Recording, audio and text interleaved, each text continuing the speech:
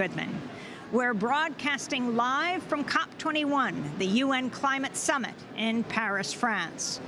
3 months ago, Jeremy Corbyn shocked the world when he was elected head of the Labour Party in Britain, becoming the country's opposition's leader. Corbyn vowed to return the Labour Party to its socialist roots, championing the renationalisation of public transportation, free university tuition, rent control, and a national maximum wage to cap the salaries of high earners. Corbyn has been a long-time anti-war activist who once chaired the Stop the War coalition. Well, last week, he led the charge to vote against authorizing British Prime Minister David Cameron to begin bombing Syria. A day before the vote, Cameron accused Corbyn of being a terrorist sympathizer for opposing airstrikes. I sat down with Jeremy Corbyn last night in Paris in his first U.S. TV radio interview since being elected Labour leader. This is Democracy Now!, democracynow.org, the War and Peace Report. I'm Amy Goodman. We're in Paris, France, with the head of the Labour Party of Britain, the opposition party in Britain. He was just elected a few months ago, Jeremy Corbyn. It's great to have you with us. Lovely to be with you, Amy. So how did you do it? Well, we launched a campaign for the leadership of the Labour Party after the general election defeat in May. We were obviously all very sad at losing the general election, and I felt that we lost for a number of reasons. One was that we weren't offering a sufficiently radical alternative to the austerity agenda being put forward by the Conservative and Liberal Democrat government. And I was asked by colleagues in Parliament and a number of people outside if I was prepared to contest a leadership election. I did. Initially, we were completely written off by the media. I don't know if you do gambling, but we were given odds of 200 to 1. So it was a good investment.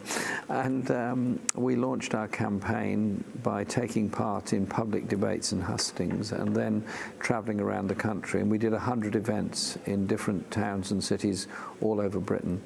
And a lot of people came together, young, old, all groups, everybody, and the support grew because what we were offering was an opening up of politics in Britain. And the result, you know, we won with 60% of the vote, the highest ever vote cast in a party election in Britain, and the membership of the Labour Party has now reached 400,000, which is more than doubled in 6 months. So it's been an interesting time. Now, you've just had a major vote that you lost, and it was around the bombing of Syria. You were opposed. Other members of your party were for and against. Your thoughts on what this means? And almost immediately, Britain started bombing Syria. I've been in Parliament since 1983, and I've been involved in many issues over the time. And indeed, we first met when I was opposing the Iraq War in 2003. What happened in Paris was appalling, disgraceful, disgusting, and this afternoon I was at one of the cafes that was affected and signed a remembrance book there. Is the response to that to start bombing Syria, or is the response to that to actually bring about and speed up a political dialogue, which at the end of the day is the only thing that's going to bring about peace in Syria? I support the political dialogue, not the military intervention. I realised this was going to be a difficult issue in the British Parliament, a difficult issue within my own party, and I'm a leader, not a dictator. I want to persuade people rather than threaten or cajole them. And so I decided that I would allow all our members of Parliament a free vote on the subject. They could make up their own minds on it and also consult the public. And so what I did was wrote an email to all 400,000 of our party members, and we got a huge response, which was 75% against bombing. And I invited members of my parliamentary group, you'd call it a caucus, to vote against, and 60% of them did. And a smaller number voted for the bombing, and of my own shadow cabinet, a majority voted against the bombing. And I hope this will be seen as a sign that the Labour Party is looking to peaceful solutions to the world's problems, but above all, we're going to hold our government to account. I know the vote went the way I didn't want it to, and I know the bombing started a few hours later. What would a diplomatic solution look like? A diplomatic solution would look like this. The Vienna process involves the Syrian government, all the neighboring governments of Iran, of Iraq, of Turkey. It involves all of those, and Jordan, of course. It involves all the Gulf Cooperation Council countries. It involves Russia. It involves the European Union. It involves the USA. It's not going to be easy, any of this. But are we going to go into a proxy war between all those competing groups in already what is a four-way civil war in Syria? Or can we bring enough of them together to get at least a ceasefire in the Syrian civil war? And real isolation of ISIL for its money, for its arms, and for the way it sells its oil. Talk about the role of Saudi Arabia.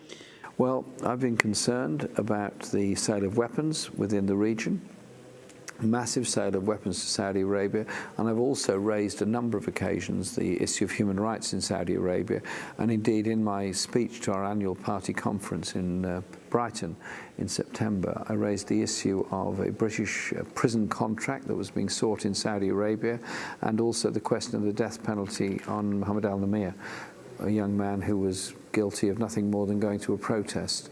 That speech and the brilliant work of many, many, many other people, not just me, helped to ensure that Britain withdrew from the prison contract, and an older man, a British prisoner who was in prison in Saudi Arabia, has been released, and others have not been executed. We've got to keep up the pressure, but I'm also concerned about the issues of where the financial support for ISIL comes from, and so what I've done is asked our government, as indeed we ask all governments, look into your banks, look into your banking system, who's laundering this money, look at the manufacturers' labels on those weapons that are used by ISIL. They didn't all come from nowhere. Somebody's been selling those weapons.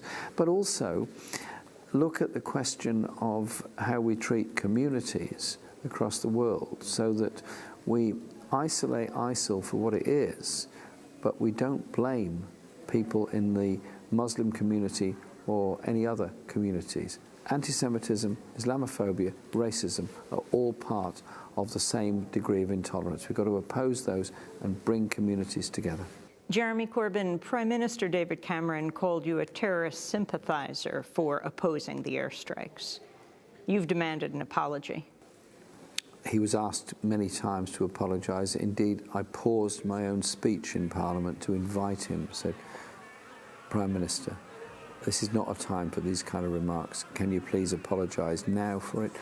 Not just to me, but to all the people that maybe have the same kind of opinion that I do.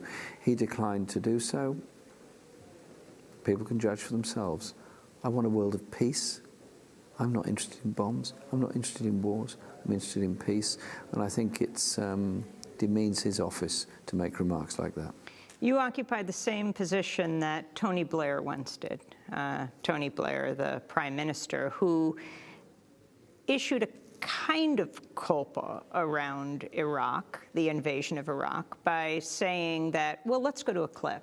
When people look at the rise of ISIS, many people point to the invasion of Iraq as the principal cause. What do you say to that? I think there are elements of truth in that, but I think we've, again, got to be extremely careful, otherwise we'll misunderstand what's going on in Iraq and in Syria today. Of course, you can't say that those of us who removed Saddam in 2003 bear no responsibility for the situation in 2015. That was Tony Blair responding to Fareed Zakaria's question on CNN, whether, in fact, ISIS came out of the invasion of Iraq. Your response? I thought it was interesting. I fundamentally disagreed with Tony Blair when he was leader of my party and Prime Minister on the question particularly of Iraq. And it's interesting that in his interview on CNN, he did say that one of the effects of the war in Iraq has been the growth of irrational forces like ISIL. Indeed, President Obama said something broadly similar about his thoughts on the long-term effects of what had happened in the whole region since Iraq. And I think we have to remember not just Afghanistan and Iraq, but also think of Libya. The West went in to bomb Libya to protect the people of Benghazi against an apparent immediate threat from the forces led by Colonel Gaddafi. They then went on to a bombing campaign across the whole country. All of the state infrastructure was destroyed, all the system of government was destroyed, and we now have a huge country which is dominated by a series of competing factions and is an ever-present problem for everyone in the region, for Tunisia and other countries around there. Again, it was Western policy that decided on that, just as much as Western policy after the invasion of Iraq in 2003 went on the de-Baathification policy, which actually destroyed all normal civil structures of society, which have taken more than 10 years to rebuild, and they're not rebuilt yet. According to The Independent, an unnamed general said the armed forces would stage a coup or mutiny if you became prime minister. Well, I've asked for the source of this remark. None has been forthcoming. I have written to the Secretary of State for Defense to ask him to remind everyone that we live in a democracy where members of parliament are elected, from which a government is formed, and that government is elected to run the country with a democratic mandate.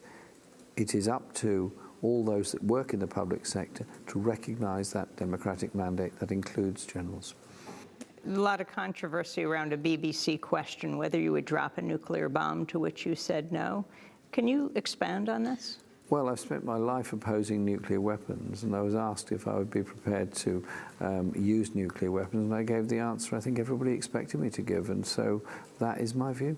How did it feel? For so many years, you've been involved with the Stop the War Coalition, along with the late Tony Benn, that it was his son, Hilary Benn, who spoke out for the bombing of Syria in the parliament. Tony Benn and I were very close friends for 30, 40 years. We talked to each other a great deal, and we were great friends. And I was with him shortly before he died, talking about prospects of the world and prospects for peace. And I'm very sad that he's gone. He taught me a great deal. He taught an awful lot of other people a great deal. And he did something that I haven't done. He kept a good diary of everything he did and learnt from it. So perhaps I should do the same. I don't think one should ever start on the family connections one way or the other. Everybody makes their own mind up, everybody makes their own decisions, and I would never involve myself in that sort of argument.